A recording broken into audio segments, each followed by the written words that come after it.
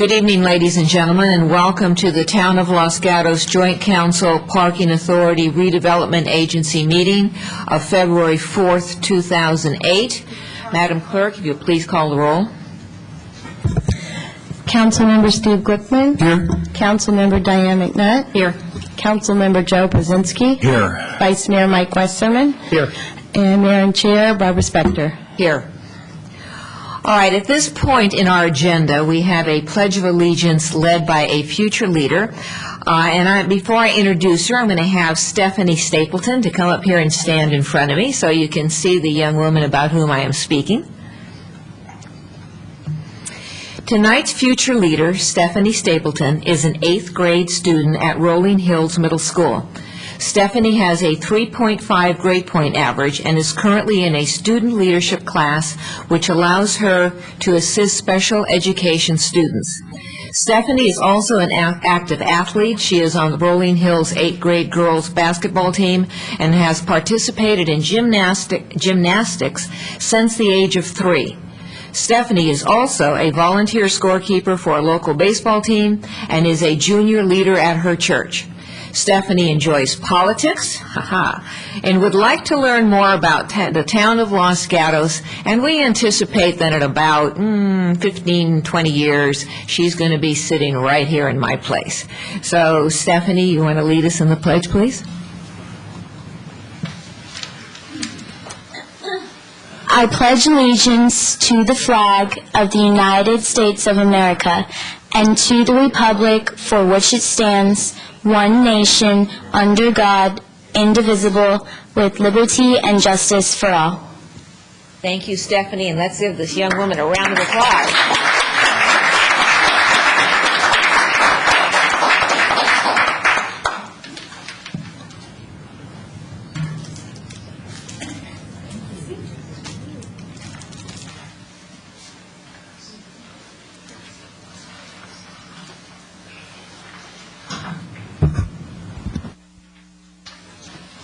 Mr. Korb, closed session report, please. Thank you, Madam Mayor, members of the council, and members of the public. Council did meet in closed session tonight on 2 items. The first was a conference with its labor negotiator concerning ongoing negotiations with the POA, or Police Officers Association. And the second was a public employee performance evaluation regarding the town manager. Regarding the labor negotiations, matter direction was given, and regarding both items, no final actions were taken, and that concludes my report. Thank you. Next on our agenda is the consent calendar, and these are items that are to be acted upon by a single motion unless somebody from either the council or the audience removes those items from the consent calendar. And I don't need to look at anybody because the 2 matters have been pulled. So consent calendar items 1 and 2 have been pulled and will be heard after other business, which will be after the general plan update.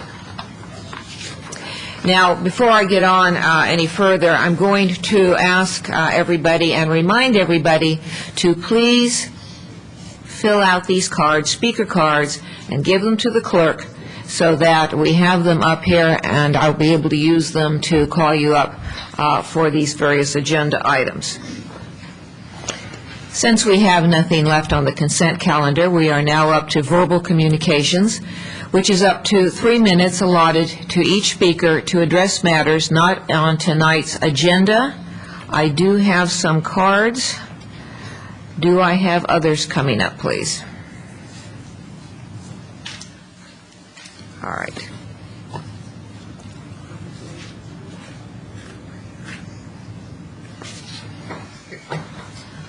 All right, what I'm going to do, because of the number of cards because of the number of cards, what I'm going to do is allot everybody 2 minutes for this portion, 2 minutes for the verbal communications. And we will start with the first person. I will ask you to come up here and give us your name again when you're up at the mic. First individual, Randall Nelson.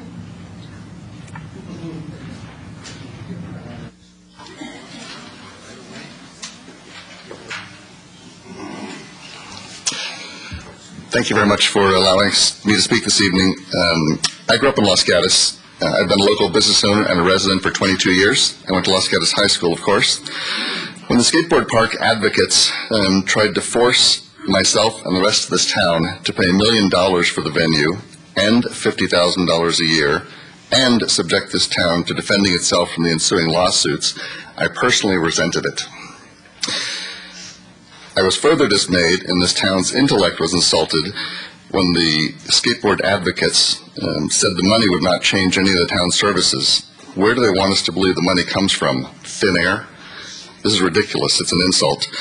It comes from the town coffers. It comes off the top of the general fund, and they want us to believe that they want us to force to pay for the skateboard park above and beyond before paying for any of the other bills of the town. This is an insult to the town. It's an insult to everyone living here and every taxpayer here. I did some of my own research. I spoke to a friend who lives in Gilroy. Gilroy has a skateboard park very much like the one the skateboard people want to put into this town, or force the town to buy, actually. My friends in Gilroy are good friends of the Bonfante family. Mike Bonfante's son was permanently paralyzed at the Gilroy skateboard park. He's not in favor of a really big park like that. He said a smaller park has much less probability of damaging the kids, but a large park, like the Gilroy Park, has had several kids there severely hurt. The skateboard people want us to build a professional skateboard park like Gilroy's, which is a danger to our youth.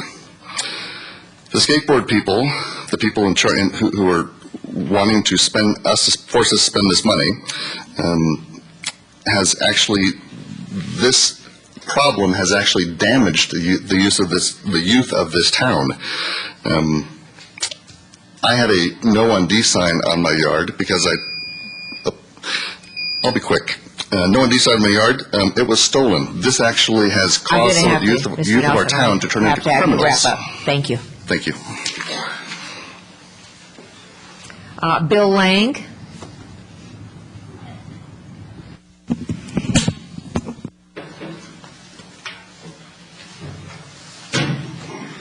Hello. I would have given him one of my minutes. I'm voting no on Measure D. I've also been going out the past few days, meeting door to door with citizens, asking them if they're voting yes or no. Most of them, quite a few of them, said no. And today, in fact, a lady was getting out of her car with two kids. One was a boy about 9 or 10. The other was a little girl about 8 or 9. And both kids said, no, we don't want a skateboard park. This town has better things to do with their money. So that impressed me.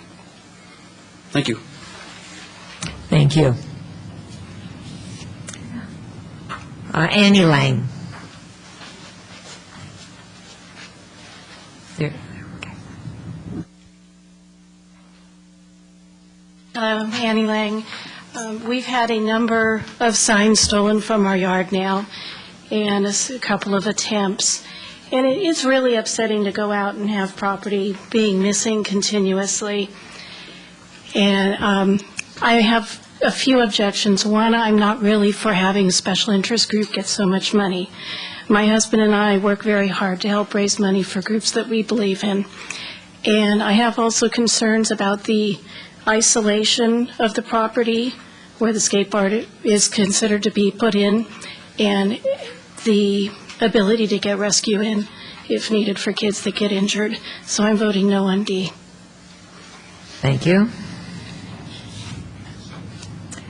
Jan Morris.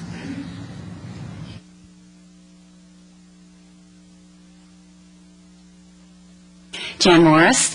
Having lived in Los Gatos 24 years and having had a business in Los Gatos for 24 years, and having been the president of the Los Gatos Lions Club, the president of the Community Foundation, which I am now president of, having been the chairperson for the Strawberry Festival for 5 years, you know what I do besides work. I volunteer. And I believe that anybody that wants this kind of a vehicle for children, for skateboards, for entertainment, needs to get out there and not ask for money to be given to them, but start raising money with whatever it takes to do it. Thank you. Ted Simonson.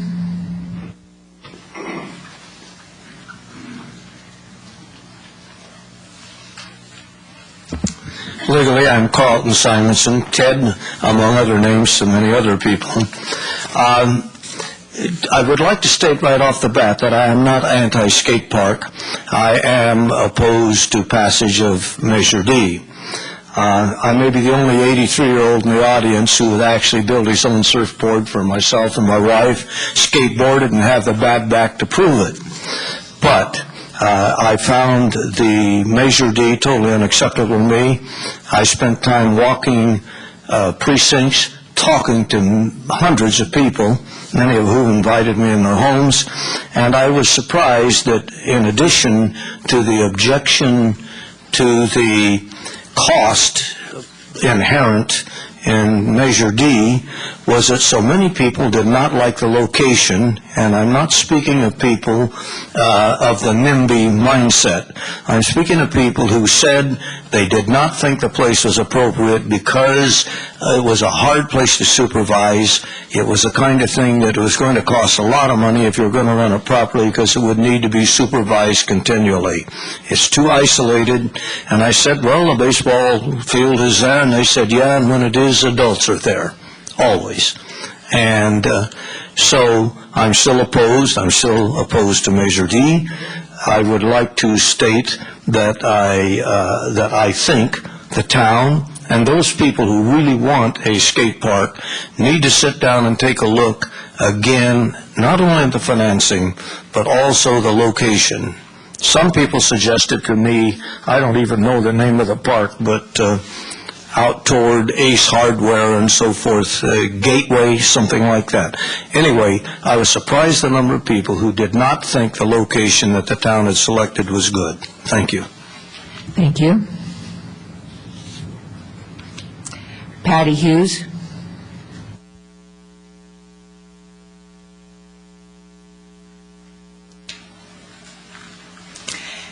Patty Hughes, and as a former administrator at Los Gatos High School, I would like to just state my opposition to Measure D. Like Ted, I am not against a skateboard park. I think that there is a need. This is to have good opportunities for youth to be involved in activities that they enjoy. What I am opposed to is the use of public funds, present public funds and future public funds, that would be required by Measure D. There are people who I know who have been attending meetings like Phil and Bonnie Knopf, Lee Fagot, Gladdy Rabbits, the Arnados. All of these people have shown our town and our kids how you get things done in this community. It's with effort, it's with time, it's with plain old hard work. It is not with public funds. Thank you. Thank you. Jordan Kaler.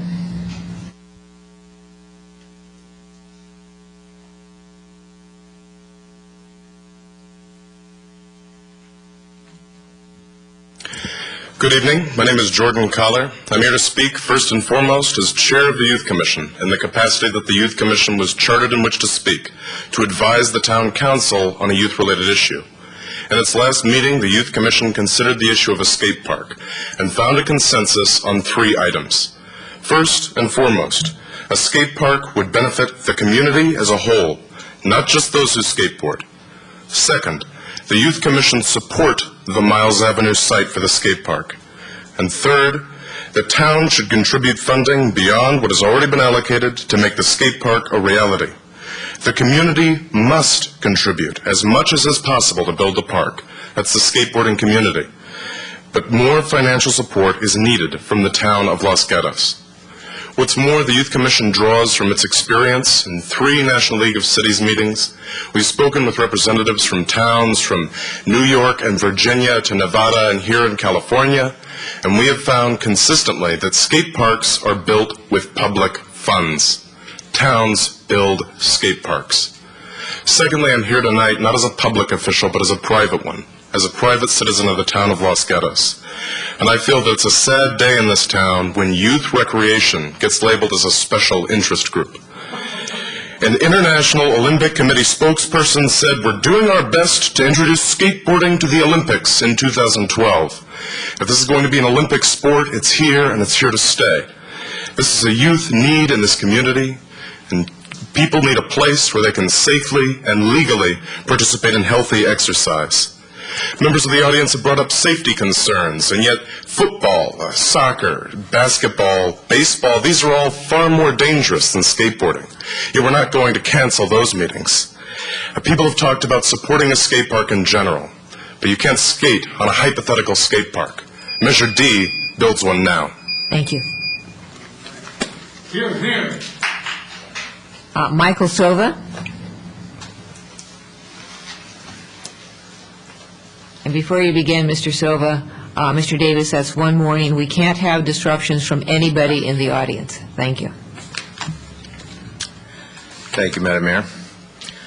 I'm here, my name is Michael Silva. I live in the Ivy House here in Los Gatos, and I'm voting no on Measure D. More than one time, I've asked if there was an actual business plan that has been written up and presented, not only to council, but to the citizens. We're looking to spend public money. Without a business plan, without something written, I wouldn't do it. I don't believe it's financially responsible. Again, without a business plan that sets out a 5-year plan, a 10-year plan, a 15-year plan, so this money that would be spent, the land that was donated, would be a viable entity. I have seen nothing.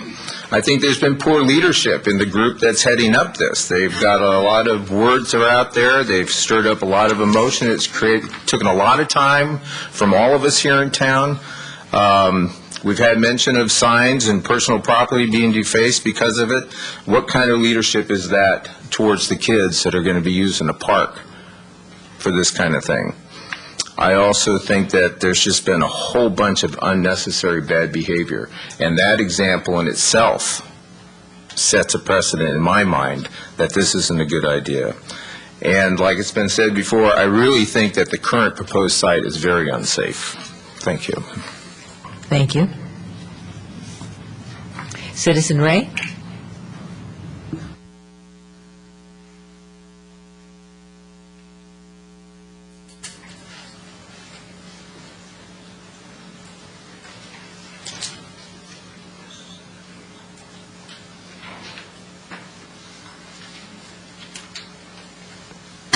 Madam Mayor, I'm insulted by your comments to me.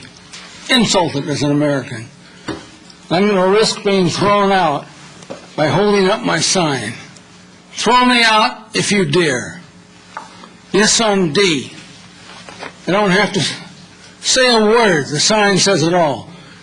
Take the kids out of the street, give the streets back to the cars, put the kids in a safe place to do their recreation. Is that a big deal? You've already spent $300,000 on the public pool at Los Gatos High, and no one has brought that up. No one. In fact, this man here, Weinerman Wasserman, said we never spent a nickel on public swimming. It's a lie or you're ignorant, one of the two. So, where do we go from there? I want to wind up my 2 minutes, okay? And I am unhappy. Really unhappy about the democracy or lack of it here in Los Gatos, okay? I got thrown out of a meeting because this guy, Brzezinski over there, he's here from the high school. He's a high school counselor, and I object. I protest, which is the American way. It's my right under the Constitution. It's my right under the First Amendment. And he throws me out of a meeting. I am so disgusted with Los Gatos government. The politicians. The politicians cheat, lie, cheat, and steal. And besides that, we have the criminality that has been done in the town clerk's office, okay? Where the duplication of the petitions by administrative clerk broke the law, and nothing's been done yet. And I'll be back. All right, next speaker, Maria Risto.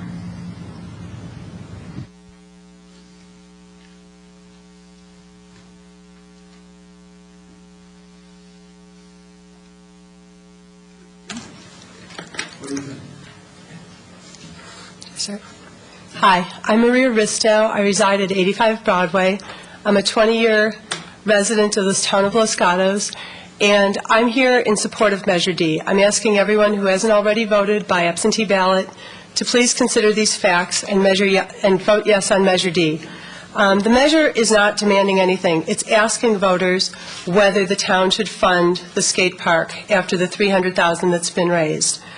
4 town council members who are sitting here before us right now, Joe Przynski, Mike Wasserman, Diane McNutt, and Steve Glickman, all approved a grant application in 2004 that was asking the state of California to pay for this skate park. They had agreed that they would spend $50,000 a year to maintain it. They agreed on the location, and the question was, where would the funds come from? They were in complete support of this location and the whole concept. Some words from this application include, a total of 12 neighborhood parks are maintained by the town, with available active recreational facilities including baseball fields, lawn areas for informal soccer and frisbee-type activities, bocce ball, basketball, tennis courts, and creekside and hillside hiking and bicycling trails. Additionally, local schools have baseball, football, and soccer fields. The county maintains a large park with a small lake for boating activities, and the local water district and regional agencies maintain several additional trail systems. Only one recreational activity has been identified as a completely unmet need for the town's youth, skateboarding. That remains true 4 years later. A needs assessment conducted by the town of Los Gatos in 2003 indicated an unmet need for a skateboarding facility, while all other recreational services are adequate. The community and skateboarding youth first approached the town requesting a skate park in 2001. The proposed location has the support of community stakeholders and the nearby neighborhood, and is excellent from access and design perspectives. Thank you. Steve Leonardis.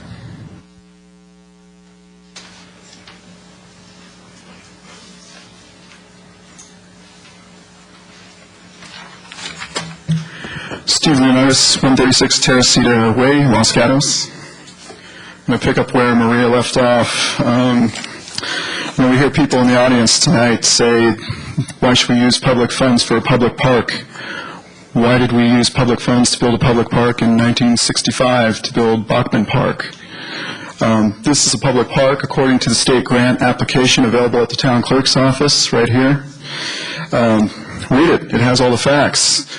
Mr. Leonardis, if you could direct your statements to us, please. Thank you, Barbara.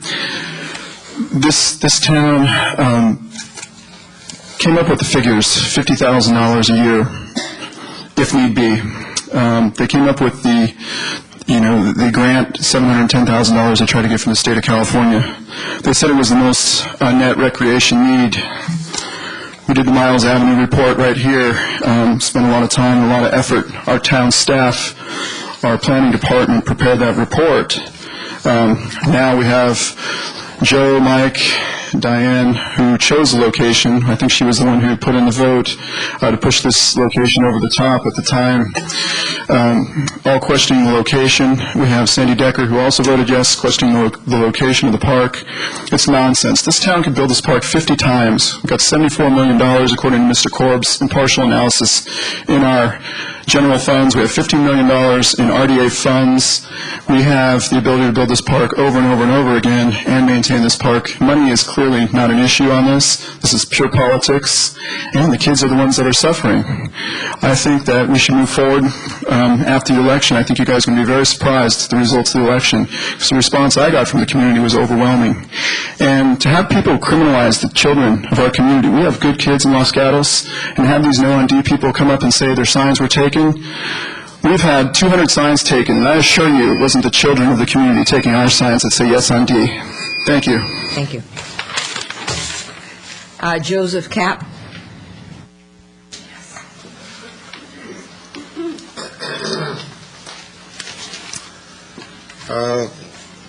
My name is Joseph Kapp.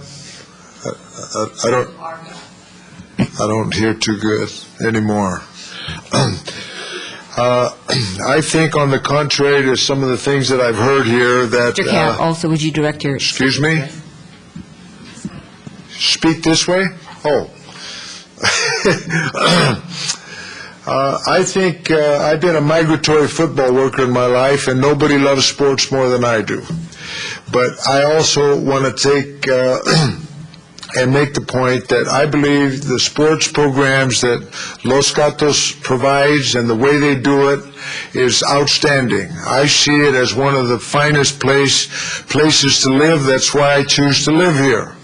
And I think that leadership that this council has provided in putting this issue in the right and proper place has been done. And I think our kids right now have every opportunity to perform and utilize sports in a very positive way.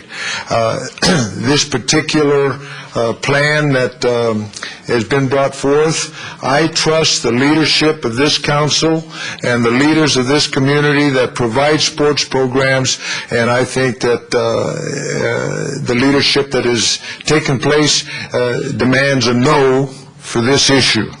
And any questions? Okay. Thank you. Thank you. Helen Cockrum.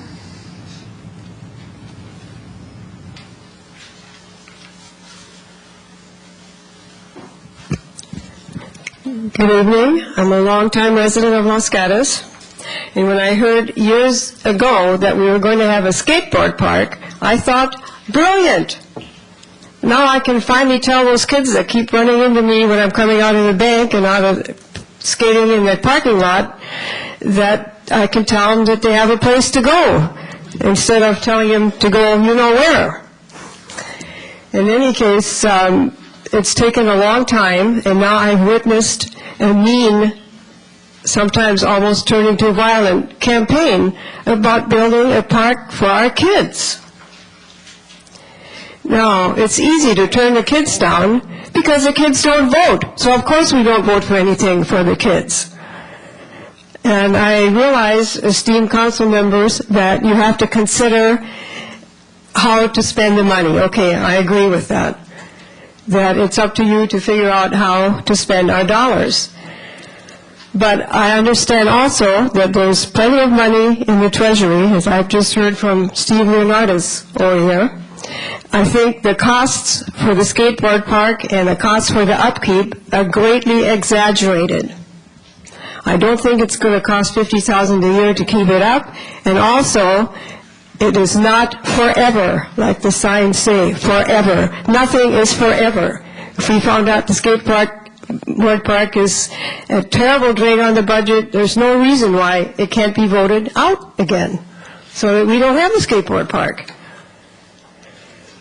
Anything, hopefully, I hope that we will get the skateboard park so that we can hopefully keep one or two kids out of the new police headquarters that we're building on Los Gatos Boulevard. So let's quit wringing our hands and saying there's nothing for the youth to do in this town. Let's join hands and build a skateboard park. Yes, on Measure D. Thank you. Mike Veazey.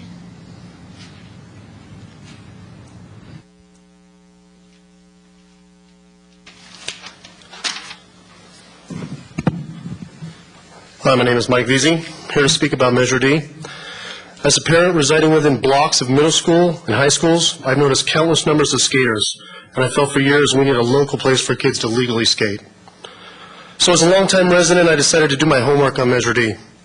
Mr. Wasserman and opposing council members, your campaign against Measure D has been laced with cancerous, misleading statements and scare tactics to misinform our community. So let's just talk about the facts. Let's start with the signs you posted opposing the measure. $1 million for the site, $1 million for the park, $50,000 a year to maintain. Completely false. This can be interpreted as costing the town $2 million up front and increased taxes, but the truth is, the Miles Avenue site was zoned for redevelopment long before you gave it to the skate park committee in 2001. Costing the town and taxpayers nothing. According to the Tony Hawk Foundation, this skate park could be built for $700,000, and according to skate park committee sources, there are $300,000 in pledges and donations. So the overall cost would only be $400,000 to the city. Maintaining costs would be minimal compared to your overinflated $50,000 estimate. Your campaign has inflated the cost by $1.6 million. All we need is $400,000 to get it done, which will all come from an existing redevelopment budget well over $10 million, which the town already holds in reserve. The money is already there. In your television interviews on Channel 2 and Channel 11, which you call proponents of Measure D a special interest group, you're literally calling kids that want to play in a park a special interest group, and that's just completely ridiculous.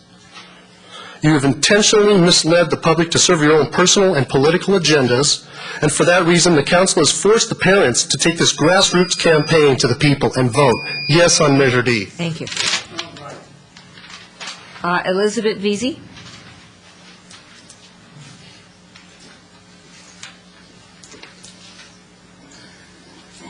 Could we use overhead? Good evening. I actually brought 8 letters from people who actually signed and supported the Miles Avenue site back in 2004. And here's one. We'll start with number 1.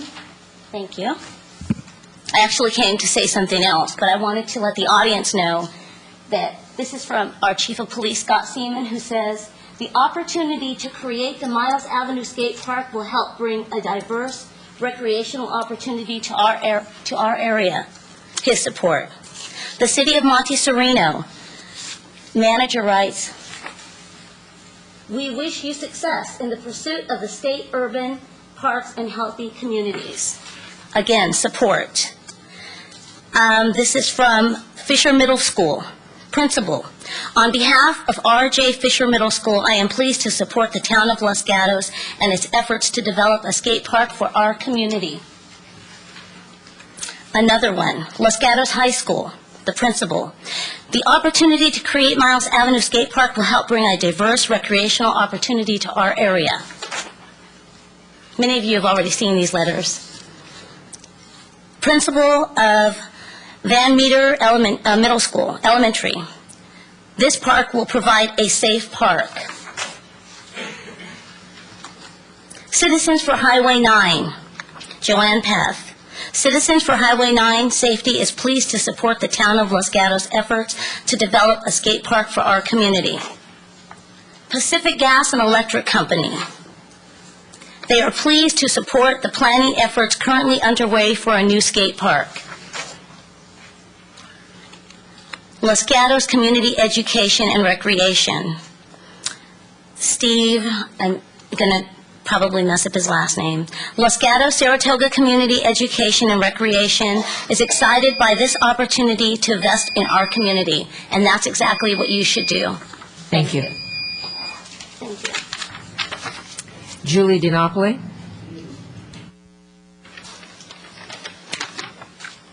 Good evening. Julie DiNapoli. I live at 130 Edelin Avenue. I have already voted no on Measure D, the skate park initiative. Tonight, I am urging all Los Gatos residents to vote no on this measure, a measure that mandates how taxpayer money is spent for a small segment of the population, a measure that mandates the expenditure of public funds with a government handout, a measure that will drain money off the top of the general fund forever, a measure that is contrary to how ordinary citizens accomplish fundraising for other sports, local interests, and efforts, a measure that began badly and with poor planning, a measure that has generated ill will to this community. Let us defeat Measure D and understand this was not well planned. The proposed site is one that is hidden and difficult to access in an unsafe location at the bottom of a steep hill and will compromise parking and intensify downtown traffic. According to the Tony Hawk Foundation, the best place for a skate park is inside of a park. Vote no on Measure D tomorrow. Thank you. Nancy Murphy?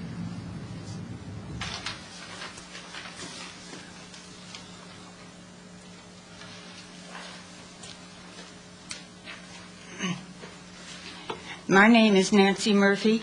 I'm a resident of the Los Gatos Meadows, which is situated off of Woods Road here in Los Gatos, and I'm speaking from the viewpoint of a senior citizen. Talking to my friends, I was really amazed at how many of them did not even know what a skateboard park was. So I tried to explain it to them and told them that it was a park that was created out of cement, and they could not quite understand that. It was something they'd never thought of. So when they read that it was going to cost $1 million to build it, they figured that was not the way that they wanted their money to be spent, because after all, their money this money is part of their money because they paid with it through the taxes. And then when they heard that it was going to cost this amount of money to maintain it, they thought that was a little out of line. And then the third one, when they realized that this cement structure would be built on this very valuable piece of property, and once it's built, it's permanent, and nothing else can be done with that piece of property. No other activities can be performed there.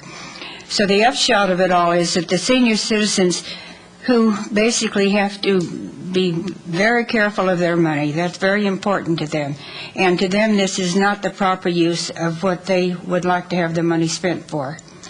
So I'm urging all the senior citizens to get out and vote no. And if they can't find the ballot, to remind them it's the very last proposition on the ballot, way in the back, so that they don't miss it, and we hope they vote no.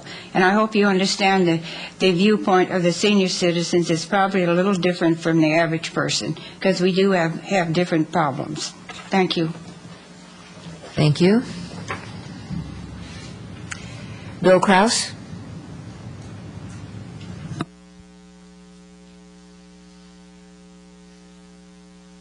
Hi, Bill Kraus, 191 Kimball and 229 Creekside. I'm here to thank the council for building such a large reserve, and I'm also here to vote or ask my neighbors to vote no on D. And the reason I do that is because of my experience with the council on some issues. We talked about upgrading some roads here in town, Reservoir Road, for example. It needs to be repaved. John Curtis said, yes, there's a number of substandard roads here in town that need to be reserved, but we don't have the money. If we don't have the money to pave substandard roads, how can we pave a skate park? Reservoir Road has a pothole that's 18 by 18 inches by 4 inches deep on it for months, 8 feet from the center line. Hit that pothole, and you get a good jar. A lot of people avoid the pothole and go into oncoming traffic. If that's not a safety issue, then I think we've got a wrong set of priorities. So if we're going to spend reserves, let's spend them on safety issues first and recreation later. Secondly, what are reserves for? Reserves are for rainy days. I remember as a kid having to cut library hours and put police services at risk. Why? Because the council did not build reserves up. You guys did. We should keep them for rainy days. Netflix sales tax could go away tomorrow, because they could change the way videos are delivered and make them a non-taxable item. What happens? Our number one sales tax goes away. This is not free money. This is real money. And anyone who says land that could be sold and put in the general fund and do other things with is free, or they're saying $1 million is not real money, gosh, I'd like to have a donation. Thank you, and vote no on D. Thank you. Christine Curry.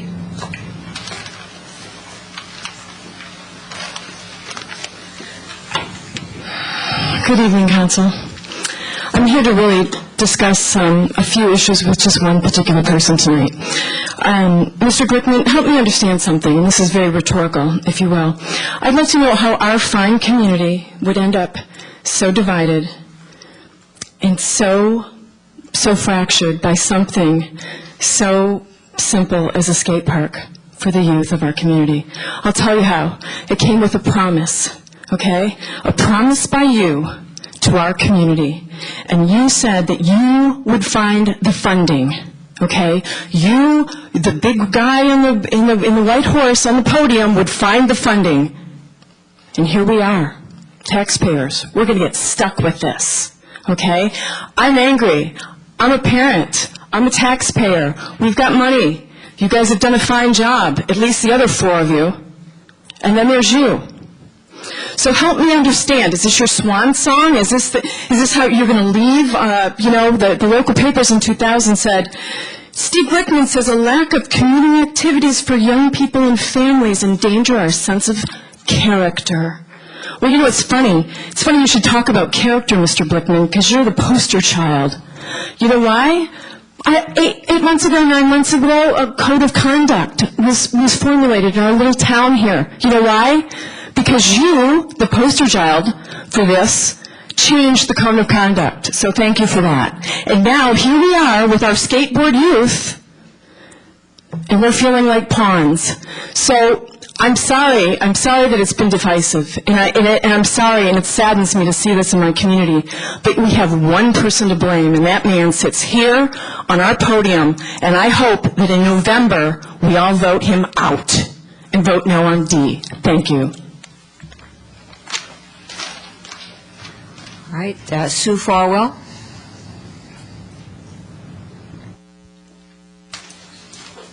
Sue Farwell, 121 Los Gatos, or 121 Laurel Avenue, Los Gatos. I plan to vote no on Measure D, and I'm for the youth of this town. I'm for providing for many alternative activities for our kids, whether it be skateboarding, mountain biking, anything that's out there for the kids to do, I am for, but I am against Measure D. I feel that there's too high of a price on the skate park, both in the cost of it, and more importantly, the loss of downtown parking. I urge all the citizens of Los Gatos to vote no on Measure D, and I also urge all the citizens of Los Gatos to work towards making a more realistic skate park for the youth of our town. Thank you. Thank you. Tim Murphy.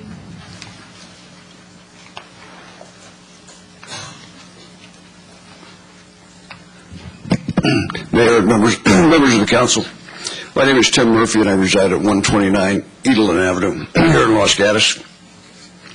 I am also opposed to Measure D, and I found it interesting over the weekend reading some of the proponents' literature that they give you the impression, they state that they have received commitments for approximately $300,000, leaving the impression that we're only asking the taxpayers for $700,000 at the most.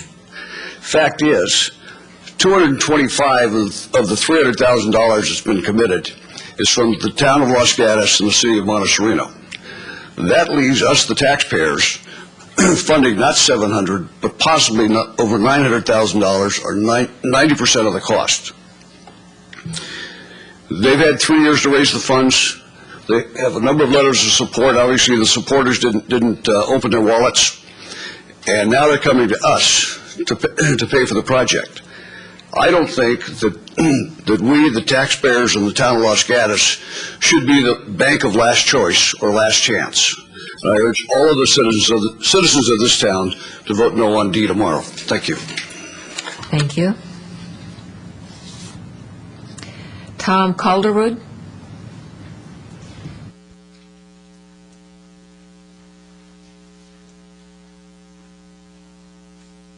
Tom Calderwood, 193 Mary Alice. This past Sunday before the Super Bowl, I took a walk to a very lonely, deserted area of Los Gatos. Was it down the end of Shannon or Kennedy Road? No, it wasn't. Was it up by Vasona Dam? No. I went to Miles Avenue, and there were 6 cars in the parking lot there. And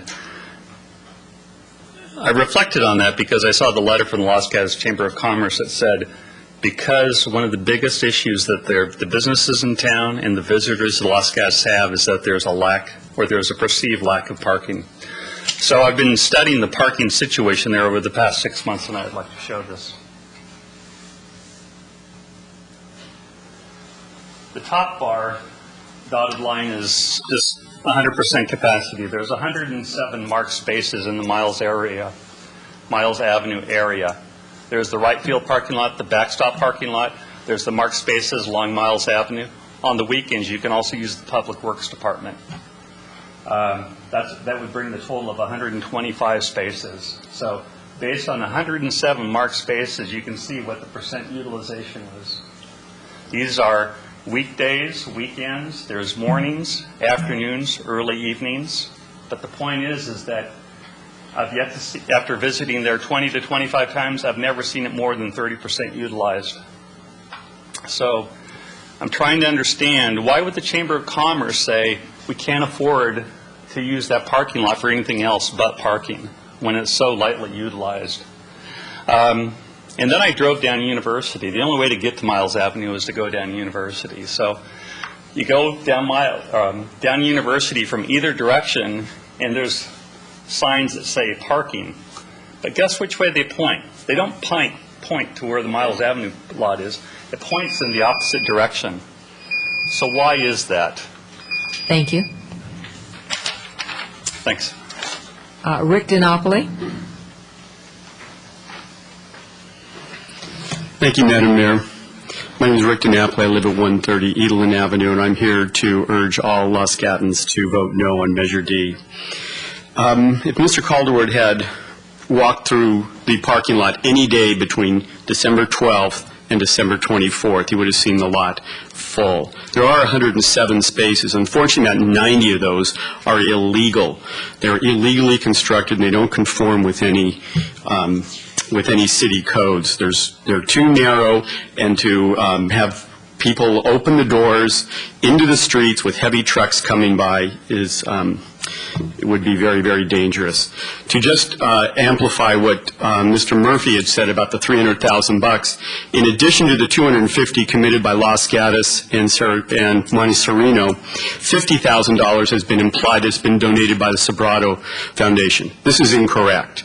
The Sobrato Foundation has put up $50,000 towards a community benefit which can be used for a skate park provided they first raise the money and a building permit is issued. This is the last money. It's not the first.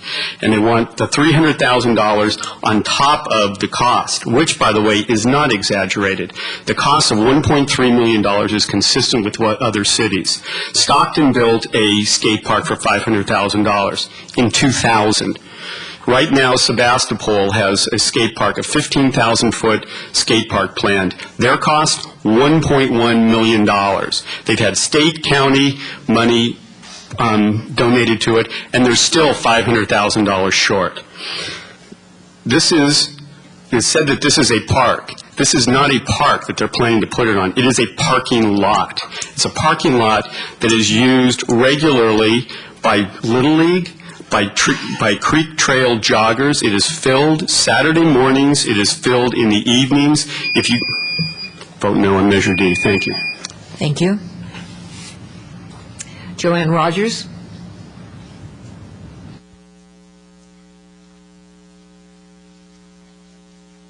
Good evening.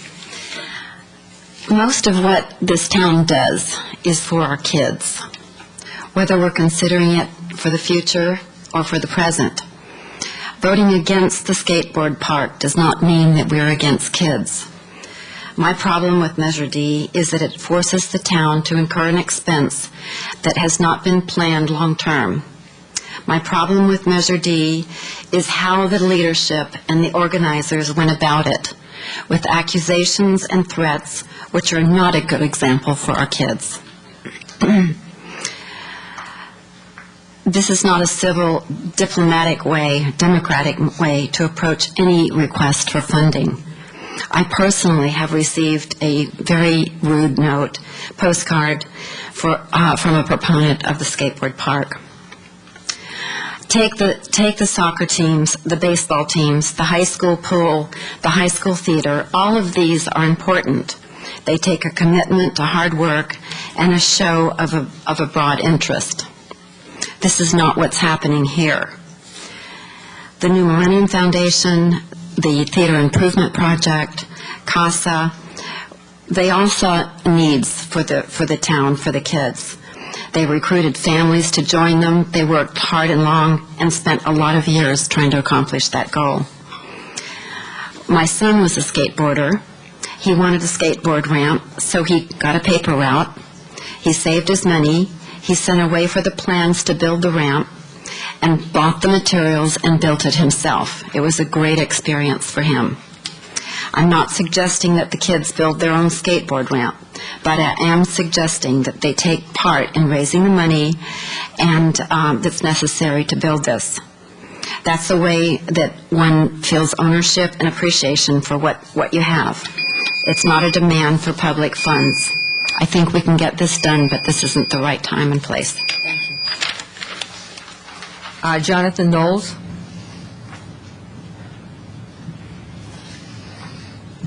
Thank you, Madam Mayor and Council. Sorry for my tardiness. I was lying at home in bed watching this online, ill, and could not stand the poppycock I was watching, and threw some stuff on and said, honey, I have to go down and say something about this, because there's been so much crap, sorry, maybe that's feces spewing from certain mouths in the audience tonight. Literally feces in some cases. I understand that human feces were scattered across the home and yard of someone on Broadway this weekend who had a no on D sign in their yard. Human feces sprayed across their yard. What has this come to? This is not about the kids, people. This is not about the kids. This is about Measure D, which is not a good measure. Somebody came up earlier and said it's crazy that it's going to be $400,000. Come on. If you ask your kid, hey, I'm going to buy you a Christmas present. Now, I don't want to spend $400,000, but I'll go up to $1 million. What do you think they're going to do? If this is something we want to pursue, then let's do it appropriately. Measure D is not the way to do this. I urge people to read the measure. Understand it. It's real simple language. It says that this will make the town of Los Gatos spend up to $1 million, up to $50,000 a year in maintenance fees. If it's not that much, then let's change that. Let's not vote yes on an inappropriate measure. Thank you. Thank you. Karen DeLuey?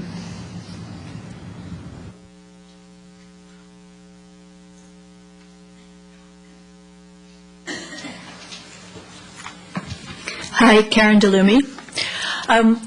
First, I'd like to say to Mr. Silva, never talked with you directly. We have so much information, and it would have really been great if instead of talking with only hearing half the facts, to have come and talk with us. We're very approachable. Some of the things that I'm hearing, I'm hearing them for the first time. Our campaign has had nothing to do with it. We've had plenty of signs stolen ourselves and had things happen. Won't go into them right now. This is the park. It is not a sports program. The $50K, that was actually a inflated cost that was imposed on the park. Mike actually put it on a future budget item, and I believe everybody but Ms. Spector was involved in that. And that had to do with having someone manning the park. So every opportunity to do things that aren't normally done to inflate costs were done way back when, even the estimates. So if people want some details of how we got here, there's plenty of information, but I haven't seen anybody try to understand the facts. I just hear all this negativity coming from the other side. Christine, I'm just very surprised at how you used your time. It's just an example of how you've been running your campaign. It's really sad. So anyway, moving on, no matter where we go tomorrow, we all have to work together. We've got a lot of bridges to repair. We need a skate park whether it passes tomorrow or not. So it's going to be hard for a lot of us to move forward, but we need to do it for the kids. Thank you. Thank you. I have no further cards on this agenda item. All right.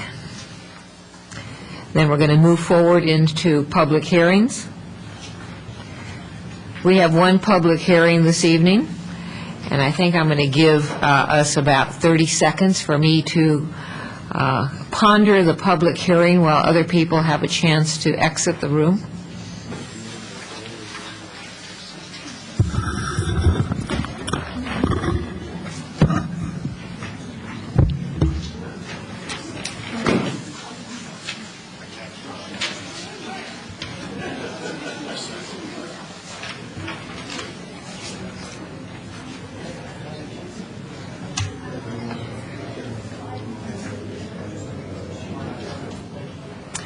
All right, agenda item 3, consider a request to approve a conditional use permit to allow police operations and architecture and site approval to construct an addition to the existing building zone CH, APN 523011010, conditional use permit U07158, architecture and site application SO7214, property location 5900 Los Gatos Boulevard, owner, property owner, applicant, Town of Los Gatos.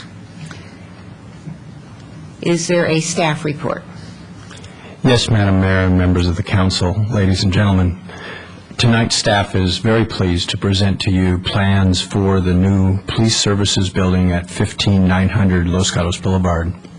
As you may recall, in June of last year, the town purchased the property from Verizon after conducting an extensive feasibility analysis that concluded the property was appropriate for police services. A staff team led by Police Chief Seaman and including Captain Elena Forrest, Sergeant Kerry Harris, and two gentlemen in community development, Randy Suda and Curtis Banks, have been working with the architectural firm on plans to make the building and the site suitable for police services. The Planning Commission has recommended approval of the two applications, the conditional use permit to allow the operations at the site and the architecture and site approval to allow the additions and modification to the existing building. Briefly, regarding the use permit, the site is zoned highway commercial. Community services such as police services are permitted in the zone with the approval of a conditional use permit. For brevity, in the staff presentation, I won't go into detail on the services or the staff that will be located at the building. That is provided in your staff report and is available online.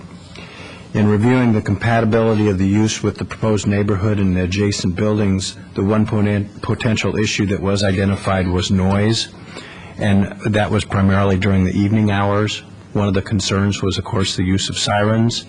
The police chief has indicated that use of sirens would be limited near residents, except when necessary for public safety. The town already operates, of course, in that manner from Town Hall, which is also adjacent to a residential neighborhood. The other potential noise impacts would be addressed through normal operational issues, and these measures are included in the recommended conditions of approval.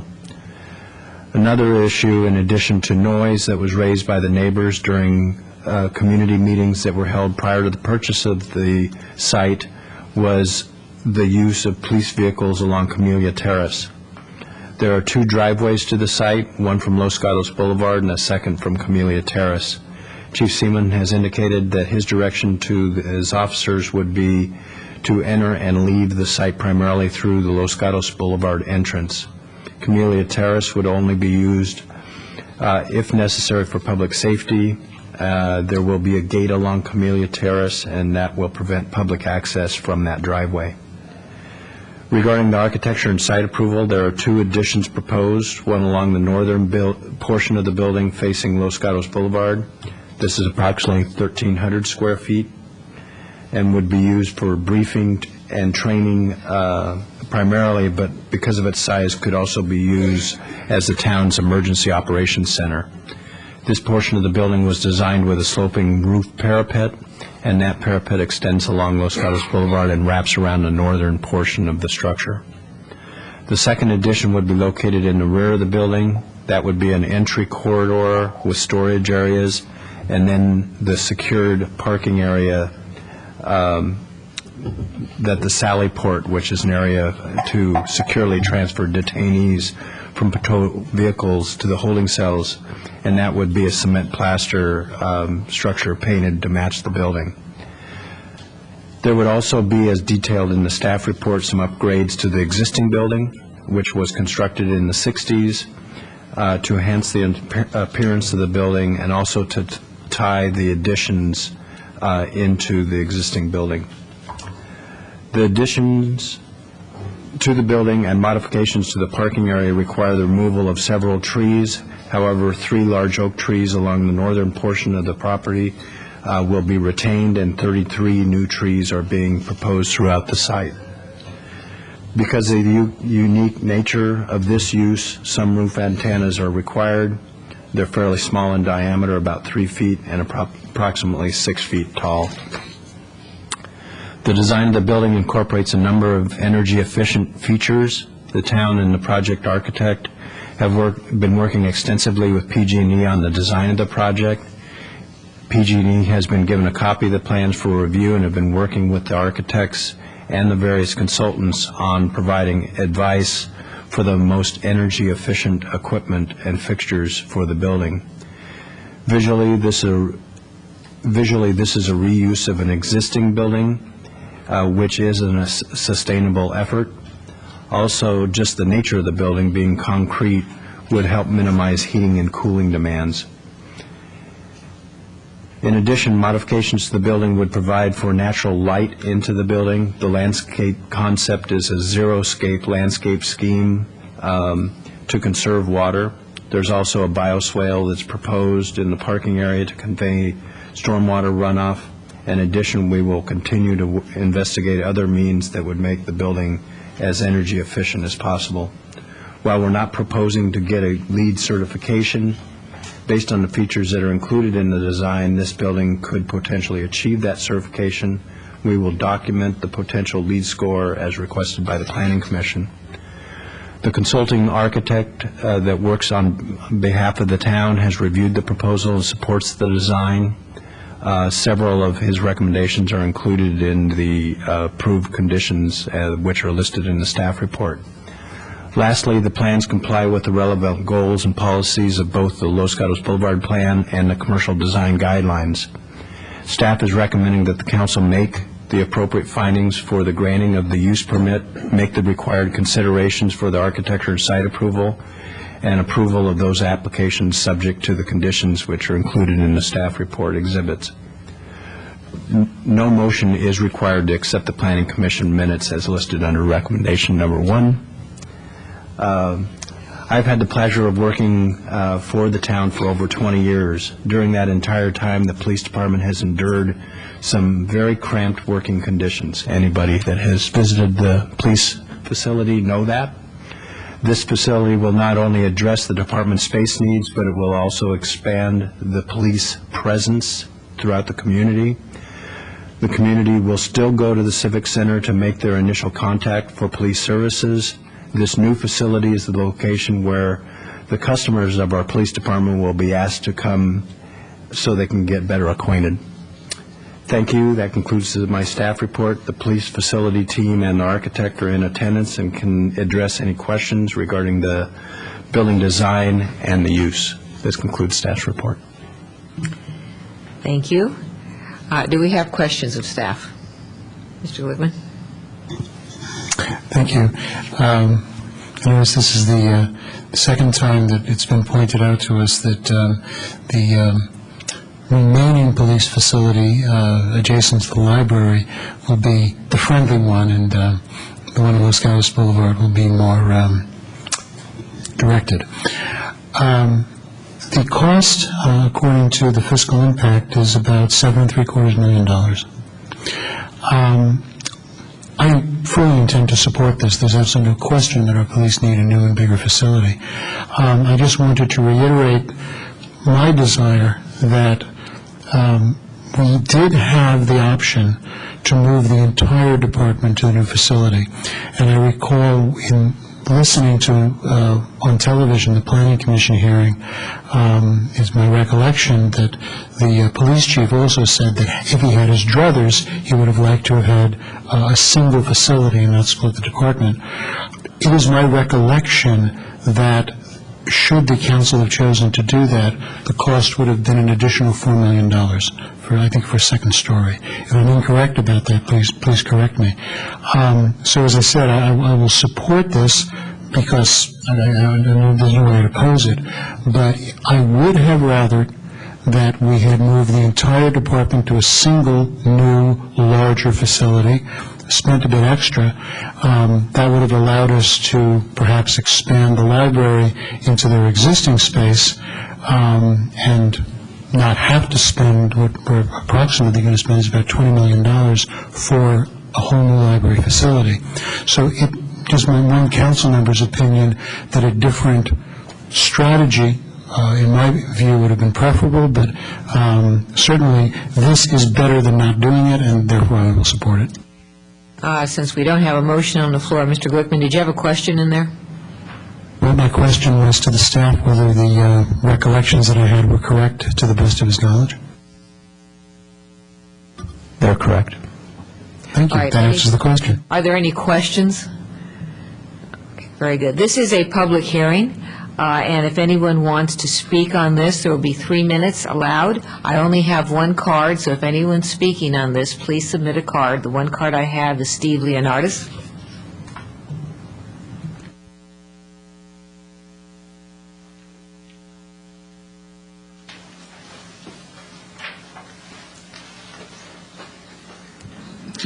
Steve Leonardis, 136 Terrace Way. I do support the idea of a new police station.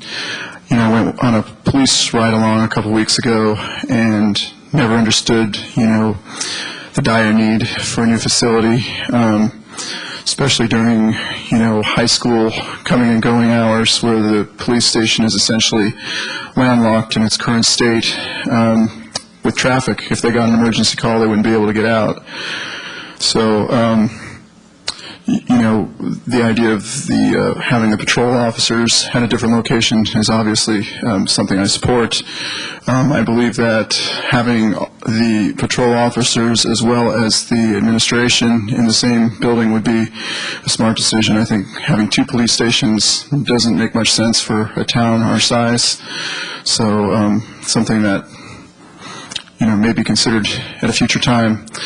I also want to state, my belief in our town staff and their reports and their conditional use permits. We have a lot of good people who put these things together. They do extensive studies, and they work strictly with facts. And anybody who goes against those types of reports to try to sway public opinion or overrule an issue, I don't think has done their homework. Because we put a lot of resources towards these reports, and I want to commend our town staff for that. Thank you. Thank you. Next speaker, Bill Kraus.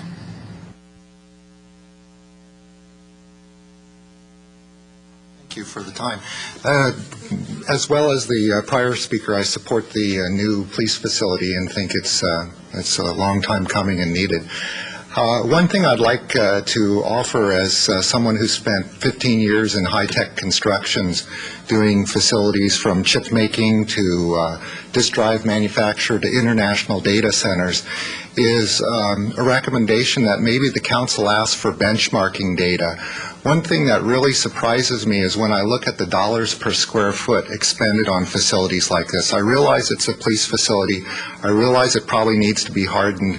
But we built some of the most advanced chip-making facilities in the world in a company I was partner in. And I'm sometimes amazed at the dollars per square foot that are talked about on these facilities. And maybe I'm missing something. Maybe this includes infrastructure like computers and data centers and incorporates computers. But I don't believe so. I think these are hard construction costs and soft costs on top of them. And from my perspective, which is 1 million feet high and could be completely wrong, it seems like maybe we could do a little better on costing. And I realize these are public works projects. I've done those before, and I know how they work. And I'd just like us to watch our money because we don't have a ton of it. Thank you very much for your hard work. And the staff, I think, thank you. Thank you. I have no other cards. Citizen Ray? If you intend to speak, please submit a card.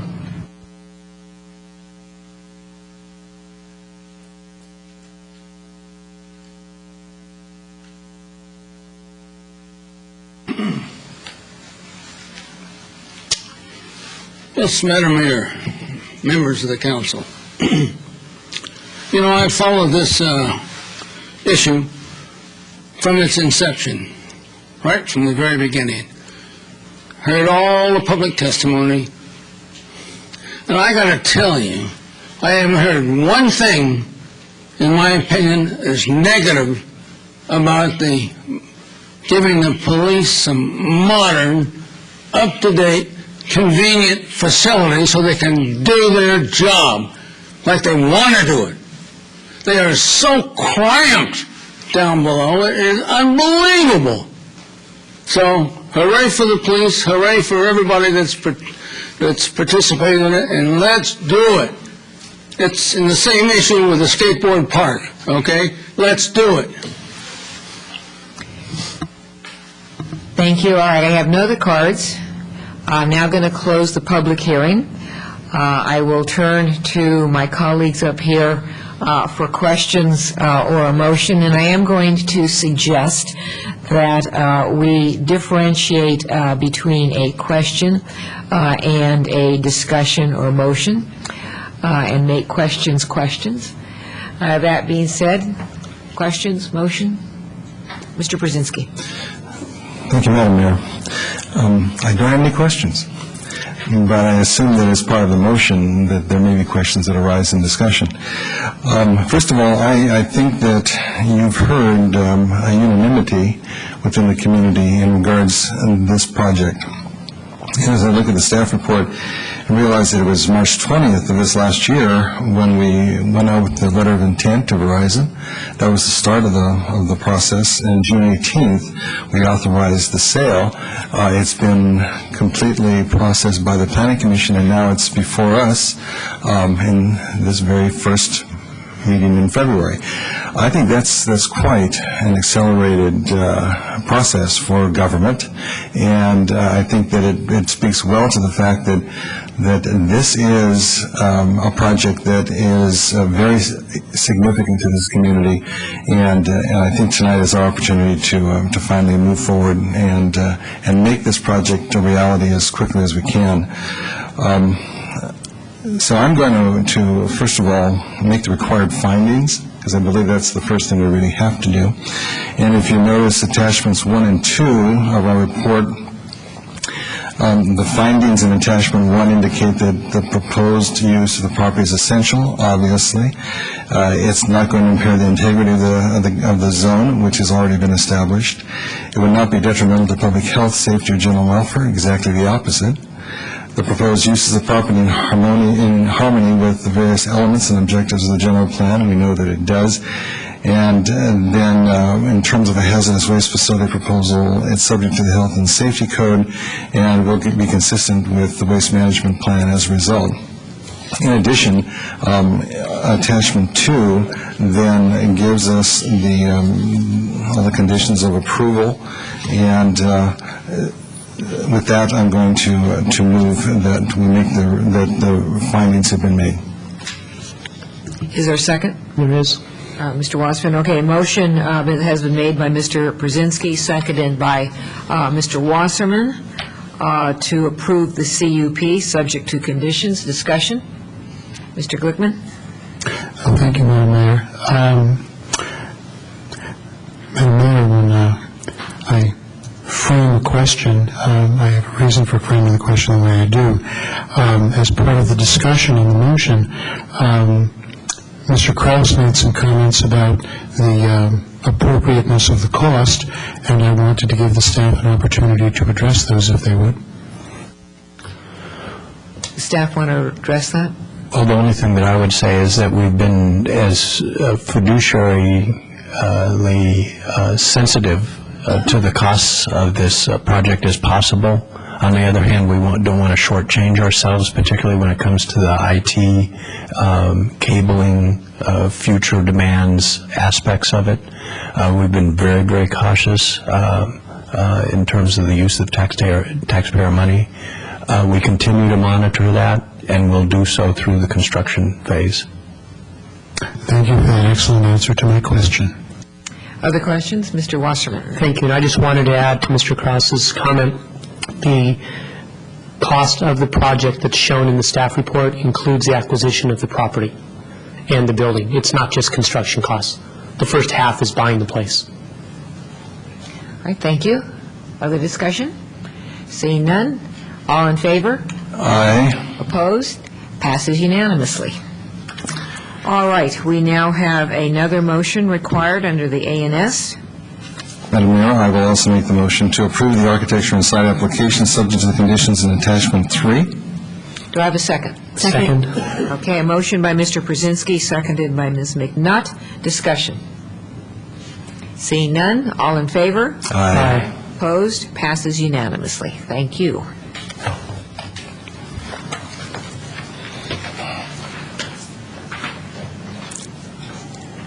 All right, under other business, agenda item 4, approve the preliminary work plan for general plan update. And I will assume, Mr. Lortz, that you're making this report for the staff? Yes, Mayor. Members of the council, ladies and gentlemen. On December 3rd, 2007, the council discussed the preliminary work plan for the general plan update.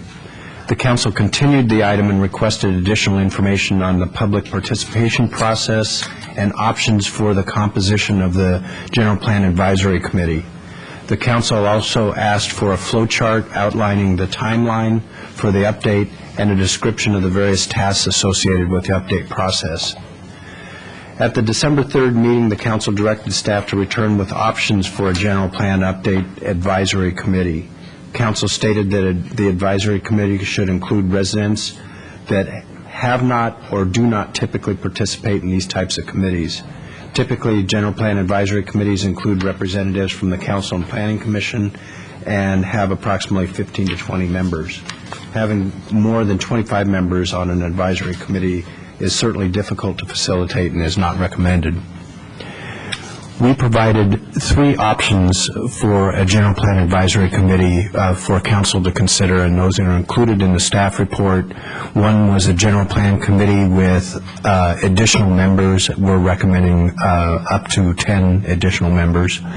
The second one was the creation of a new advisory committee. And then the third is use of the existing General Plan Committee.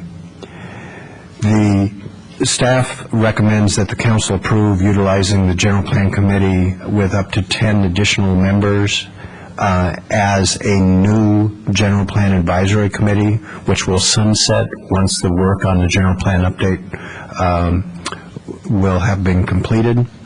The General Plan Committee currently provides recommendations on general plan related issues. That group certainly has a very good understanding of the general plan and its purpose and its value to the community. The General Plan Committee includes Council and Planning Commission representation, which would be appropriate for an advisory committee of this type. Adding 10 additional members would provide a broader representation, which seemed to be certainly an issue that was of concern to the Council. Once the Council determines the preferred advisory committee option, staff will return with recommendations for a process to select advisory committee members. In terms of the public participation process, the Council requested that the General Plan Update process include a broad public outreach component. The proposed scope of work provides the public with multiple opportunities for participating in the update process. A summary of the anticipated public participation process tasks includes certainly a kickoff meeting, public workshops, panels on key topics such as recreation, needs for youth and seniors, as well as environment and sustainability. Numerous public meetings, of course, with the Town Council and the Planning Commission, and then the advisory committee itself. In terms of the council, or the schedule, the council requested a flow chart be provided that details the general plan update process. That flow chart is included in your staff report. 2 schedules have been prepared for your consideration. Option 1 is a kind of a traditional approach which projects out about a 30-month schedule, which would complete sometime in March of 2011. It seems like a long time away. Then there's option 2, which is a more compressed time frame. This would complete the update in June of 2010, requires a fairly considerate and detailed approach, but we do think it's achievable. And that concludes staff's report. All right, before we go to questions of staff and then the public hearing, just drawing the council's attention to the recommendations on the first page of our report. We're basically being asked to go through 3 elements of recommendation. We can do it by consensus or motion, but mainly I wanted you to see that there are 3 items that we will be considering. When they talk about the preliminary work plan, we're looking at the document called General Plan Update, Work Plan Summary, and then the time options are the graphs with the red at the back with the 1 and the 2. Questions of staff? Diane. Ms. McNutt. Thank you. I have a series of small questions regarding the General Plan Advisory Committee concept of using the General Plan Committee with additional members. So I want to make sure I understand that this would actually be a separate body. It would not be adding people to the General Plan Committee, yes? The approach that we had would be to use the General Plan Committee as it's currently established and add 10 members, but it would be formed as a separate body, a new body that would have a sunset date. That was the approach that we used for the General Plan Task Force, even though the General Plan Committee wasn't used, but its charge would be very focused. And it would meet at a separate day and time? Correct. Than the general plan? Correct. And then my second question is level of detail. The General Plan Committee has representatives from the council, from Planning Commission, from Commission, and those rotate. Right. So would those also rotate, or would it be better to have consistency go through, or had you not thought that far along? We had thought that far along. Consistency is extremely important, but with any process that's going to take a couple of years, you're going to have some movement in it. And so by using, perhaps in this case, what we're recommending is certainly council representatives, 2 council representatives, and 3 planning commission representatives, there's an opportunity for consistency there. And then what we would do, if you chose that option, is we'd come back to you with an actual resolution establishing the committee with some options in terms of how that's set up and how you can achieve the kind of consistency I think you're concerned about. Okay, that's all for now. Mr. Glickman. Thank you. This will be a question, although I'll preface it with a comment. I hope that doesn't trouble anyone. We have 3 members of the Planning Commission who will be participating as they do on the plan on the existing General Plan Committee. We have other commissions as well who may have a specialized interest, and I'm sure they do in the General Plan, Community Services, Parks Commission, Youth Commission, and it kind of goes on. So what mechanism does the staff anticipate that our other commissions will have as focused commissions to give input to this general plan creation process? One of the alternatives that we'd be suggesting or recommending to the council, and it would be an alternative, would be to allow the chair of those types of various bodies that you're mentioning, Youth Commission, Parks Commission, and whatnot, to actually serve on this board would be one of the options. There's probably about 4 different committees that would probably want to be represented on here. So that would be one approach. Another approach would have people from the community that you could select to serve that purpose. For example, a young person in the community could serve that voice. And when we went through the task force, one of the responsibilities that each individual on the task force shouldered was it was their responsibility to reach out to their group, their churches, their friends, people within their contact. And so every one of the people that served on the task force actually were representative of a certain portion of the community. And when the council selected those individuals, they were selected for that purpose. We had a very elaborate matrix that showed what kind of interests those people have, their age, whether they're renters, owners, just every aspect of their lives. So what we would be offering to the council, if the council was to go along with the general plan committee with additional members, is several options in the formation of that group. Madam Mayor, I appreciate the answer to the question. I would have some comments on it, which I can make now or later. Why don't we wait for a motion? Other questions of staff? All right, then this is a public hearing, and I anticipated you would be walking up. 3 minutes, Citizen Ray.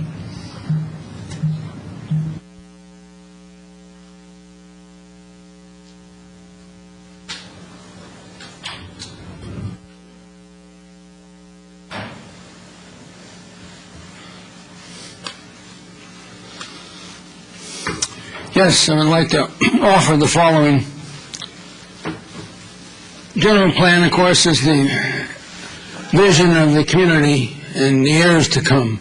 So terribly important. And as we all know, one of the issues that needs some real close attention is recreation. We have a shortage of soccer fields in this town that's like you wouldn't believe, and other matters, okay, skateboard park, etc., okay? So,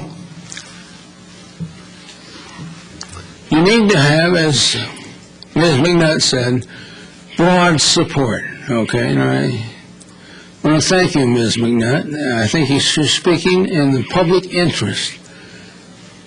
Perhaps you don't do that too often, in my opinion, okay? You certainly have in this. Beautiful. Okay, so the big bugaboo of a committee like this, potentially, is it'll be manipulated by certain parties to the point where all you end up with is insider planning. The bugaboo of the public interest, insider planning. It could happen if Mr. Lortz has his way. He's known for his insider planning. So I would urge you to do whatever you can to keep it broad, to let the people speak. I noticed Mr. Lortz has proposed study sessions. Well, you know, a typical study session has public input only at the very beginning. And there's no input from the public at the end after the matter has been discussed. It's an abomination done by Lortz. Okay? So, please, have some real integrity in this matter. And I'm talking to Mr. Larson now, our new manager, who has an assumption of honesty, of course, and integrity. We need to have the opportunity to speak, because when the people are silenced, democracy dies. And that, of course, is when you do insider planning, you don't want people speaking. You don't want to hear from anybody but the insiders. So I offer that for your consideration. Thank you. Is there anyone else wishing to address us on this? Seeing no one, I will close the public portion of the testimony. And do we have questions now? Staff, Mr. Wasserman. Thank you, and I just wanted to point out to the public out there that the staff report is written by our town manager and Mr. Lortz, and it is their recommendation that the General Plan Advisory Committee consists of the General Plan Committee plus 10 more people. And so, Madam Mayor, you mentioned having a motion, yet in the recommendations it didn't say a motion. So is a motion necessary or a consensus? A motion is not necessary. We can either go by motion or consensus. Okay, well, I'm happy to make a motion at this point if that's acceptable to you. It is. Go ahead. Thank you. And I would make the motion that we approve the preliminary work plan for the general plan update. Is there a second? Second. Is that you, Mr. Glickman? Okay. We have a motion by Mr. Wasserman, seconded by Mr. Glickman, to approve the preliminary work plan for the general plan update discussion. Mr. Brzezinski. Thank you, Madam Mayor. I just very quickly want to remind all of us and our public that in our retreat of last year, we confirmed that the current general plan, the document that drives the present and future decision-making in this community, is an extraordinary plan that we are continuing to support. And our intention was, therefore, not to overturn or to significantly revise what is there, but to enhance it by the inclusion of some issues that were not included in the 2000 preparation. With that in mind, then, I think that the staff's update process as presented is quite appropriate and will allow us to move forward with some alacrity. And as far as I'm concerned, the other two questions specifically relate to whether or not we can move this forward quickly, and I do believe that we can. Further discussion, Mr. Glickman? Yes, thank you. Let me speak to the composition of this extended committee. Mr. Russman, was that part of your motion, or was that separate? Separate. I was handling them as 1, 2, 3 in the recommendation. This is number 1. Okay, in that case, I'll hold off until we talk about that specifically. All right, and I'm going to be supporting the motion, and I know we haven't yet selected option 1 or option 2, but it doesn't make any difference which one we ultimately select, because if we look at those spreadsheets, the last section has project meetings, has public workshops and meetings, GPC meetings, planning commission meetings, and town council meetings, and once we select one and it's publicized, the public will be able to tell that those meetings go all the way through the process. All right, further discussion? Hearing none, all in favor? Aye. Opposed? Passes unanimously. All right, looking for guidance on Mr. Wasserman. I'd like to designate the general plan. I'd make a motion to designate the general plan committee as the general plan advisory committee with up to 10 additional members to be appointed by the council at a future date. Second. I'll second that. Motion by Mr. Wasserman, seconded by Ms. McNutt, and then by Mr. Glickman. Do we have a discussion? Mr. Brzezinski. Madam Mayor, I think that Councilmember Glickman and I both are concerned about the issue of the appointment of the 10 additional members. At this point in time, I'm very eager to see a proposal from the staff that is going to be able to attack this question of the broad community outreach and broad-based orientation of this group. I think that it is essential that we get new eyes on the issues, and that we don't set ourselves a restriction that would automatically place some individuals, such as chairs of some of our committees, in this position. I'm not interested in moving in that direction, but I am interested in definitely getting 10 good community members who are thinkers and who also understand the nature of this community and who have the ability to do the research which is required to come up with the appropriate language to recommend to the commission, the planning commission, and ourselves ultimately. All right, Ms. McNutt. Thank you. I obviously will be supporting the motion that I seconded, and I also would encourage staff, as you look at methodologies for how to find those 10 people, to remember that when we did all of the town hall and neighborhood meetings last fall, we consistently made an open invitation to folks to come, to step forward and get involved in the general plan process. And we had a lot of people who attended who indicated an interest. And then we went through a very long round of interviews for many commission openings in the fall. And we had far more applicants than we had openings. And there were several people there who would, from my point of view, be who I'd never heard of before, never been involved really in the town, but I just think they would be outstanding candidates for this. And on some occasions, one or another of us said, you know, we have this general plan update coming along, is it something you'd be interested in? And some of them indicated yes. So I think there's going to be a really large pool of people out there who have not been active before, and I think that's what pretty much all of us have said at one time or another, that we really want to use this as an opportunity to broaden the reach of government, and you know, as Mr. Davis says, this is a visionary document, and to try to tap into people who have a different vision than where we are right now, I think would be extremely important. So I too agree with Mr. Brzezinski that I hope there's something beyond just looking at current commission members. Thank you. Mr. Glickman? Thank you. As always, I agree with Mr. Brzezinski. I do think that I would like to have the input from our various commissions, as I mentioned earlier, but not as members of the committee.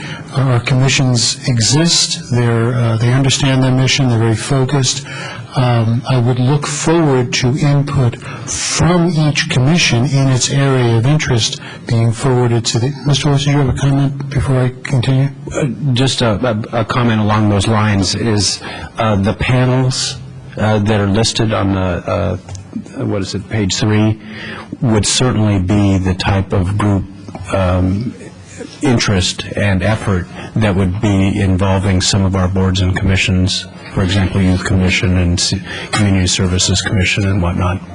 Okay, and I appreciate that, and I certainly would look forward to those panels working with those commissions that are specifically charged with issues like parks, like youth, like community service, like parking and traffic. But I would actually suggest that when it comes to I guess it's going to be 10 members of this committee, that they be chosen from a group other than people who are already serving on our commissions. Like, I mean, they're wonderful people, but we do want to broaden the outreach and, again, to avoid the concern that was raised that, you know, it's kind of a small group. I would suggest that it would be, in my humble opinion, the better part of wisdom not to designate seats. Well, this is a seat for the recreation community, this is a seat for the faith community, and so on. I certainly think that as applicants come forward, we can take into strong consideration the fact that they may be representative of various groups as we consider their application, but you know, I would like to keep it as open as possible and not so to speak, sequester seats for predetermined groups. And I mentioned in the staff report that I look forward to a strong outreach and community notification effort that this opportunity exists, and hopefully encourage people who haven't previously participated in town issues, but yet who can demonstrate to the council their thoughtfulness and insight to be given an opportunity to participate. So I would encourage our commissions, as part of their charter, to work internally, work with the committees, but for these 10 people, I would look for somebody outside the existing infrastructure. All right. I don't think anyone else is talking, so it's my turn. First, I want to thank staff. I think that the report that staff came back with is much more organized than the first time round. It gives us options. What it does is it combines thoughtfulness with some expediency, although I don't know if one can say 2010 as opposed to 2011 is an immense amount of expediency. I agree with everything that everybody has said up here. We had wonderful people apply for the commissions that did not get selected. I would suggest that they be examined as potential people to work on the General Plan Committee. We did hear from people when we went out into the neighborhoods who had an interest. But that interest is not simply, or only, I shouldn't say simply, only to sit on the general plan, the expanded general plan committee, but to come to these public workshops and meetings and let us know what's on your mind, to come to the general plan committee meetings, hearings, and let us know what's on your mind, to come to the planning commission meetings, to come to the town council meetings. And as I said a couple weeks ago, the people in the public are going to know about these opportunities because they're all watching us on television, because they're going to read the article that the woman who's sitting in the audience is going to write in her newspaper, and they're going to hear about it from Vista, which is coming out in shortly. And so there are the opportunities, and I look forward to hearing from everybody. And now that I've talked on like that, any further discussion? Hearing none, all in favor? Aye. Opposed? Passes unanimously. We have one more item. Mr. Wasserman. Be happy to finish it off. I make a motion to approve timeline option number 2 as defined on page 3 and illustrated on attachment number 3 as the tentative schedule for the update. Second. All right, motion by Mr. Wasserman, seconded by everybody, but I'll say Mr. Glickman. Discussion. Seeing none, all in favor? Aye. Passes unanimously. Thank you all very much, and thank you, staff. Okay, now we are going back to agenda item 1, pool consent calendar. Adopt ordinance amending the town code effecting a zone change from CH to CHPD at 55 Los Gatos Saratoga Road for a motel renovation, conversion of a portion of the motel to office, and construction of a new commercial building.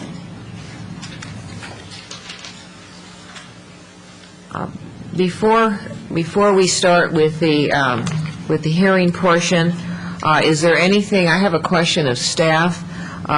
This is an adoption of a motion of an ordinance. Can you clarify for me what the scope of our decision making or hearing would be this evening?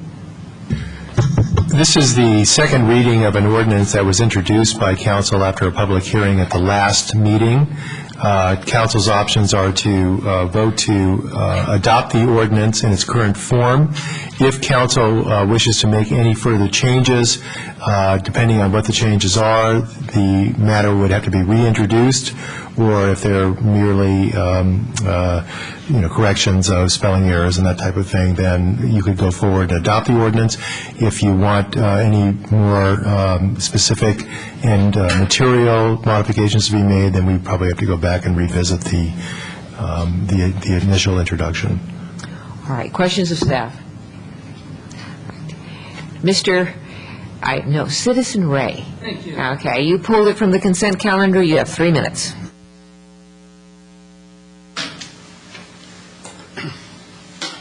All right, Madam Mayor. You make me feel better when I come up here than I normally do. Yes, I want to say on this matter, my concern,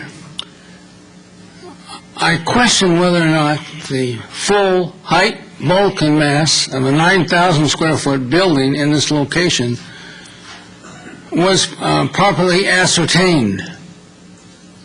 The reason I say that is because for the first time to my knowledge, this is the first time that story poles, which are, a 2x4 construction, which are used to tell the story of height, bulk, and mass in a proposed new structure. In this proposal, for the first time ever in Los Gatos that I'm aware of, the 2x4 construction was substituted by skinny little wires, okay, and skinny little steel poles. So how does anybody in their right mind, any reasonable person, ascertain height, bulk, and mass out of skinny little, almost invisible structures? And this was all done by Lortz, okay? He changed the format, they accepted the practice of Los Gatos and story poles, and came up with a substitute which minimized any suggestion of height, bulk, and mass. You drove by, you couldn't even see it half the time, particularly at night. It is a machination on the part of this very dishonest individual. And I think you really need to do something about it, because I ain't going away. And you want to hear the truth regularly from me, you will. About Lortz. And Mr. Larson, I bring that to your attention. I don't have any cards from anyone else. Anyone else wanting to address us? Seeing no one, I'll close the public hearing and look to council. Mr. Glickman. Thank you, Madam Mayor. I'll move to adopt the ordinance amending town code affecting the zoning change from CH to CHPD at 55 Los Gatos Saratoga Road for motel renovation, conversion of a portion of the motel to office, and construction of a new commercial building with the conditions and changes as indicated on the first page and under discussion. Second. Motion by Mr. Glickman, seconded by Mr. Przinski to adopt, I should say. Discussion?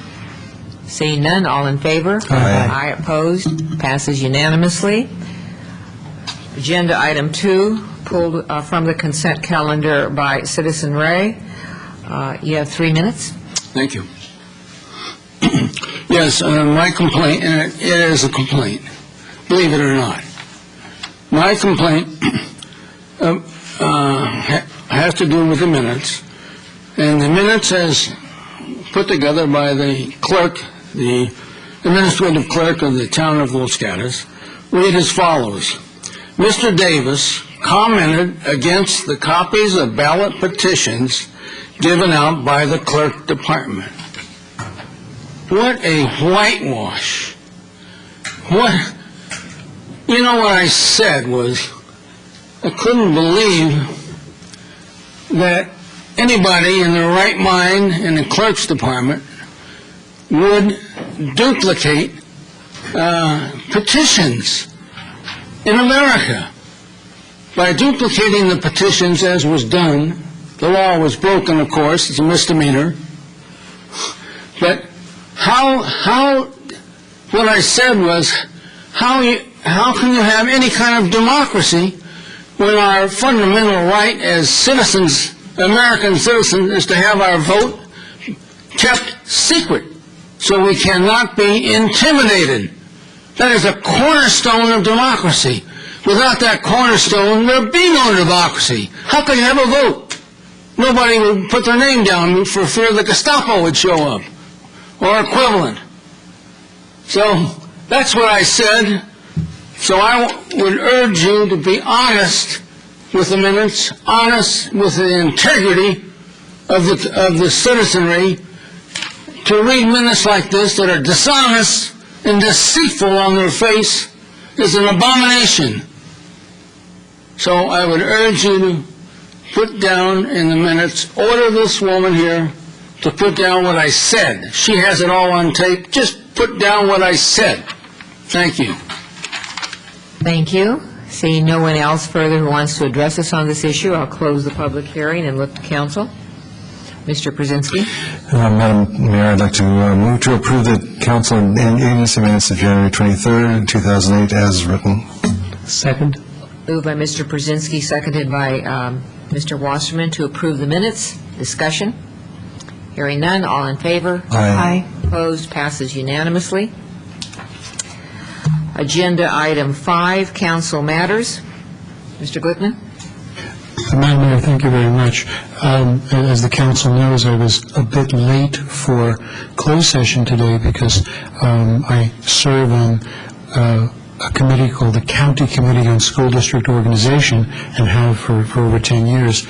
And having been elected to that position by the school boards in the county, I try to balance my responsibilities. So there was an issue of 205 homes in the Rinconada area of Los Gatos that had requested to be moved from the Campbell School District to the Los Gatos School District. The county committee did not support that because of the very negative impact on the school districts. But in the course of that discussion, a rather significant safety issue came up. I think the committee accepted and agreed that they were concerned about the safety issue, but felt that the proper solution was not to do the territory transfer. Madam Mayor, with your permission, I'd like to very briefly read from the county committee's report on that, because it reflected a need to address a safety issue that was not in the purview of the county committee, but is in the purview of this council. It's speaking about Wedgwood Avenue, and there's some pictures which I hope you can see. Number 7 is the one I think that was of most concern. This is a stretch of Wedgwood Avenue where right now it's not safe for kids to walk to school. Their parents pretty much have to drive them. And if you look at the picture, you can kind of see why, because if a car comes along and they have to dodge out of the way, they go over a cliff. So with your indulgence, if I may very quickly, petitioners have stated that traveling to Marshall Lane Elementary and Rolling Hills Middle School, both in Campbell Union School District, is done via Wedgwood Avenue, which is here, which petitioners describe as having treacherous stretches with no area for pedestrians. As observed by County Office of Education staff, Wedgwood Avenue leading from Mulberry Drive, where the petitioners reside, heading towards Marshall Lane Elementary, begins to narrow and have sharp turns. The road is flanked on both sides by deep drainage ditches as part of the Vasona Canal. See pictures, and that's what we're looking at. There are no sidewalks in this direction as of the intersection of Wedgwood and Granada. Additionally, county office staff witnessed both residents having to walk in the road and cars traveling at a speed greater than that posted. Although Wedgwood Avenue heading towards Los Gatos schools is not ideal for pedestrians, it does not have the same deep drainage ditches as other sections of the road, which are straight. There are no sidewalks on this stretch of road until the intersection of Wedgwood and Wimbledon. And then it goes on to discuss some conversations that county office staff had with our staff, our Parks and Public Works staff, that we are indeed installing a sidewalk from Mulberry to Wimbledon, but installing sidewalks on Wedgwood in the other direction is a project that's not in their responsibility and won't be underway for some time. Petitioner stated at a public hearing that upon talking with the town of Los Gatos regarding repairs to Wedgwood, they were told it wouldn't be in the budget for approximately 10 years. I would ask staff to take a look at this issue and see if we can, within our budget and reasonable means, do something to mitigate what is, by the unanimous consensus of another responsible committee, a rather dangerous situation. So I bring that to the council and committee's attention, and I believe our town manager wishes to speak to it. Before you do, Mr. Glickman, thank you very much. Our council policy, just for everybody here at the dais, our council policy at the time of council matters does permit a brief response from staff if somebody raises a matter at council matters. So if you have a brief response. Thank you. Very brief. Madam Mayor, Councilman Glickman, members of the council, staff actually met with the city attorney and adjacent property owners on the part of the project that we're hoping to move post-haste on regarding that street. We will look at the staff report from the county committee and consider that as part of our CIP development to see where it falls in the priority order and bring it back to council as part of the budget deliberations. Thank you. Thank you, Madam. I'm very pleased, as always, that our staff, as I anticipated, was on top of it. Thank you, sir. Head of it. Thank you very much. Any other council matters? Seeing none, manager matters? Very briefly, I just wanted to report to the mayor and council that I had the good fortune of meeting many of the service clubs in town on Wednesday morning at a joint gathering of all of them, and I just shared with them much of the good work that our town staff do through every department, and that's available if others want it. I also wanted to thank the council for their support of staff, even in the face of accusations of integrity and performance in their daily duties. So thank you. Thank you. Meeting's adjourned.